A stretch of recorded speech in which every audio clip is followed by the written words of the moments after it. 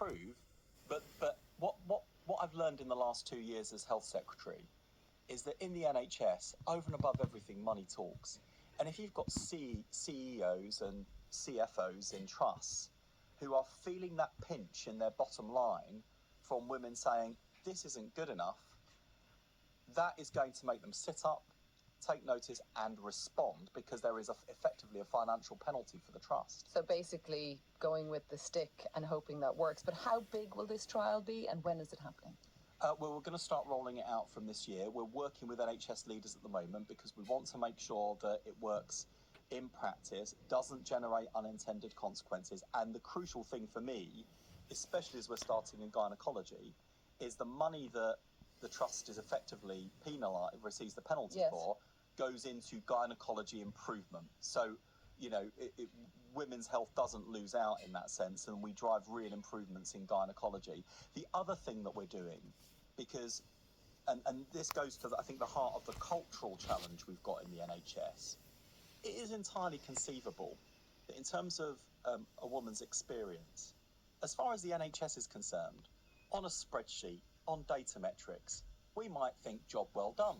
She's been seen quickly, the course of treatment she's received has been effective, and by an objective measure, the outcome was successful, she's cured, or the condition is ameliorated in some way. Yet that woman may well have experienced what is too common in the NHS of not being listened to, pain, not being taken seriously enough, which is, I think, an endemic problem across the NHS. And so she may have actually come through an experience that the NHS has pat itself on the back for, feeling quite disempowered, quite gaslit, and reluctant to access services again.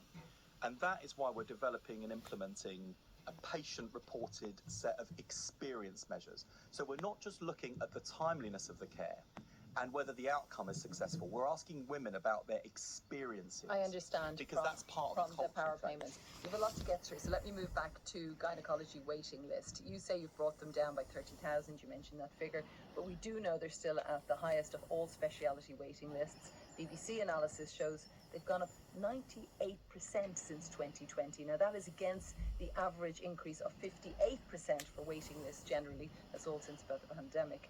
So why are there 565,000 women in England still waiting for gynae care? Because as the BBC analysis shows, the waiting lists went up generally under our predecessors and disproportionately for women.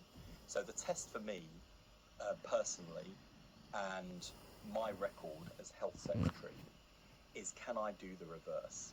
As I am reducing the waiting list for everyone,